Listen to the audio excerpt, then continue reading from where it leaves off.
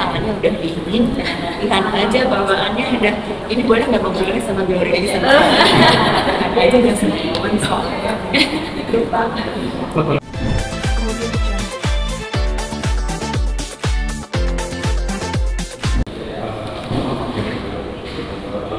Pemilihannya dan naskah-naskah referensi dari biasa atau ini dalam skenario itu dibuat supaya rakyat ini kita katakan ada undang-undang ketika ada entry dengan undang-undang ini kan atau pemilihannya itu sehingga benar-benar ini dapat. Ya, ceritanya ini kan masing-masing tokoh itu berjuang secara teknis, tetapi yang menjadi sebuah kesamaan adalah eranya irisan pertama itu ada di eranya Ratu Kalinyamat dan Malahayan. Itu sama-sama di Malahayan itu abad 15 sampai abad 14. Ratu Kalinyamat itu sekitar 10-20 tahun, sekitar 20 sampai 30 tahun sebelumnya, tetapi mereka sempat ada irisan.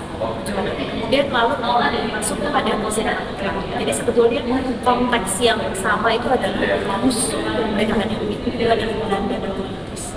Kemudian irisannya adalah mereka berjuang ketika Nusantara ini betul kita ini negara dalam konteks negara maritim. Nah, dari maritim ini masuk ke perjuangan daerah, masuk ke perjuangan uang lewat pikiran mereka berjuang. Jadi irisannya langsung masuk kepada pergolakan ataupun perjuangannya senjata serang, yang mana itu masuk ke darat. Jadi transformasi dari laut masuk ke darat diawali dari perjuangannya senjata serang. Kemudian masuk ke wilayah perjuangan pikiran itu masuk Rasuna Said dan SK Menteri Hukum. Namun yang menjadi kayak satu spirit yang sama karena musuh yang ada musuh yang dihadapi penjajah yang berbeda itu negara asalnya masih mulai dari Portugis dan Belanda masih menyertai. Tapi apakah keputusan khusus sebenarnya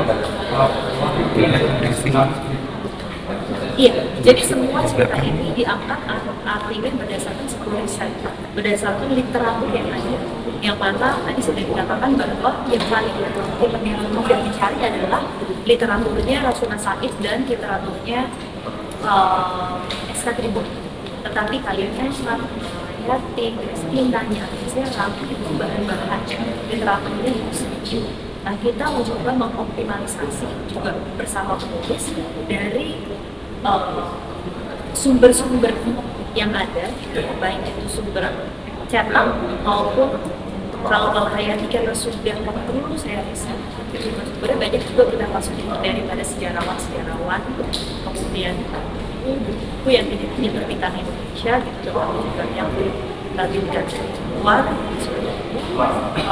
kemudian ya itu makanya penting banget itu buat kita yang lain juga sebetulnya membaca, karena bagaimana menciptakan karakter ini supaya kita harus dekat, kita harus mengetahui bagaimana apa yang mereka perjuangkan, dan karena kita tidak punya potret hidup, misalnya kita mau memerankan tokoh yang masih hidup, mungkin jauh lebih mudah karena kita bisa bersinggungan dengan beliau, kita tahu ini kan kita enggak semuanya ada di dalam imajinasi dan literatur, makanya memang makin banyak kita membaca tentang mereka, mungkin dari situ proses kejiwaan ini bisa kita refleksi kembali. Bang, kan tidak monolog, tidak mudah untuk memastikan atau menjaga emosi penonton supaya tetap stay di dalamnya semua pertunjukan ini. Pertanyaannya adalah seperti ini. Ketika pemeran Hanum, bagaimana menjaga emosional itu menggali karakter supaya penonton tetap stay seperti itu? Iya sih, selain menjaga emosi, juga sebetulnya menjaga stamina, karena kan kita tahu ya dia vokalnya, nafasnya, konsentrasi itu nggak gampang. Karena begitu kita lepas konsentrasi 1 detik, 2 detik, itu kita bukan tidak mungkin kan yang namanya kita lupa, ini sesuatu, itu ya Allah, itu yang bikin deg-degan ya. Jadi sebenarnya tantangannya itu menjaga konsentrasi. Makanya kadang-kala tuh banyak dari kita teman-teman pemain ketika udah mau deket-deket pentas tuh rasanya nggak pengen diganggu. karena dia butuh konsentrasi bahkan yaitu telepon ya, terutama gangguan telepon ini yang paling musuh yang terbesar, tapi kadang-kadang kita nggak bisa pergi juga dari musuh besar ini. Mungkin kita menambahkan karena sudah sempat kali main panggung ini mega emosional setiap. Iya benar.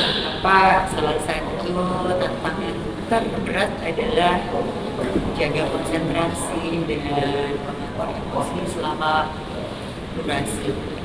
Di sini yang akan lebih berat adalah kawan mengusung konsep baru. Ketika tokoh lain bermonolog, tokoh yang lain pun sudah ada di panggung. Artinya buat saya ini adalah hal yang mengerikan karena harus menunggu momen kapan kita akan masuk dan mendengarkan beliau monolog. Kalau monolog sendiri kita bisa atur pace-nya kapan, mulainya kapan, sendiri digondongin lah istilahnya. Kalau di sini nanti kan punya konsep yang berbeda. Itu baru masalah tokoh berbicara kita ada di sini. Lagi nanti akan ada elemen artistik yang akan memberikan sentuhan-sentuhan kepada penonton. Jadi tidak hanya urusan menangkap tokoh, tapi juga akan ada artistik yang memperindah panggung dan memperkuat suasana. Itu juga akan memberikan salah satu distraksi juga kepada penonton. Dan nanti juga pastikan akan ada ilustrasi musik, ada tata cahaya, itu pun pasti akan membuat penonton harusnya akan semakin menikmati gitu dan setiap sentuhan saja dari penonton. Jadi ya, ini makanya saya udah bilangnya dari sekarang, tangannya udah dingin, lihat aja bawaannya udah, ini boleh nggak ngobrolnya sama Glory aja sama ada aja nggak semua soalnya lupa. Kalau mereka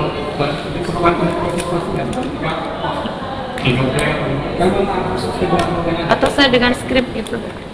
Kalau dalam konsep monolog sebaiknya harus sesuai dengan skrip, karena semua titik muka itu akan memberikan kode dan ya kepada pemain, kepada apa cahaya, listrik dan sebagainya. Jadi kadang-kadang improvisasi juga kalau menurut saya ini mohon maaf kepada senior panggung lainnya, tapi kalau menurut saya kadang-kadang improvisasi juga bukan solusi sih Pak. Kadang-kadang malah keluar dari improvisasi kita akan yang satu nggak sulit untuk kembali lagi kepada alur. Jadi memang sebaiknya diusahakan tetap sesuai, karena buat hanya untuk kita juga akan menjadi buat yang lain. Karena itu kan sebagai kode ya, kunci pada elemen visual juga. Ketika kita dialognya kita tidak sesuai, pasti mereka bingung juga kapan yang harus menunjukkan visual yang lain atau cahaya itu. Belum dengan cara kita dengan dengan beberapa karakter dalam satu payung, karena konsepnya berbeda. Jadi memang ini kita menghadirkan sesuatu. Maksudnya kali ini karya pentasnya itu kayak omnibus gitu konsepnya, bisa dikatakan omnibus gitu. Jadi tatanan besarnya kayak gimana? Kita tetap ini dari monolog sendiri, ya. Karena selain belum lagi PR kita untuk memahami karakter dan profil kita, kita kan juga harus melihat dialog kawan apa yang lain. Dan gitu kalau kita mau improvisasi, itu kan nggak gampang kan? Ini kan improvisasi karakter membawakan tokoh yang sudah ada dilakukan. Lain kalau mungkin kalau pakai sehari-hari, yang mungkin dialog bisa lebih cair. Makanya nanti ada main laptop. Iya. Oke, teman-teman media sampai sini dulu. Terima kasih semuanya. Doakan kami ya. Sebagai penutup bisa harapannya masing-masing untuk masing-masing guys, mungkin dari kakak dulu. Pementasan ini bisa dinikmati oleh banyak lapisan masyarakat supaya orang juga bisa melihat dan menjadikan inspirasi cerita dari pahlawan-pahlawan kita terdahulu. Dan bukan hanya yang mungkin dewasa saja, tapi mulai dari yang anak-anak kecil dan terus dengan menonton ini terus terinspirasi dan terus memperjuangkan perjuangan yang sudah dilakukan sejak. Semoga pementasan ini bisa berjalan dengan lancar, memberikan sesuatu hal yang bermanfaat, berarti, benar, dan momen ini hanya menjadi awal dari perjuangan kami di era saat ini, ya. Bisa bisa meneruskan kisah-kisah inspiratif dari para mereka yang sudah berjuang mendapatkan kemudahan, kenikmatan semua hal-hal yang kita jalani ini dengan hal yang baik sesungguhnya. Jadi mudah-mudahan ini bisa terus berani semangat Marcel untuk bisa bikin series dan lain. Sama kalau aku semoga berjalan lancar, terus semoga bukan cuma kita cast tapi semua kru dan yang ikut campur dalam monogram ini semua bisa bekerja dengan baik dan lancar, nggak ada masalah apapun, kita semua hafal, nggak ada yang hilang konsentrasi.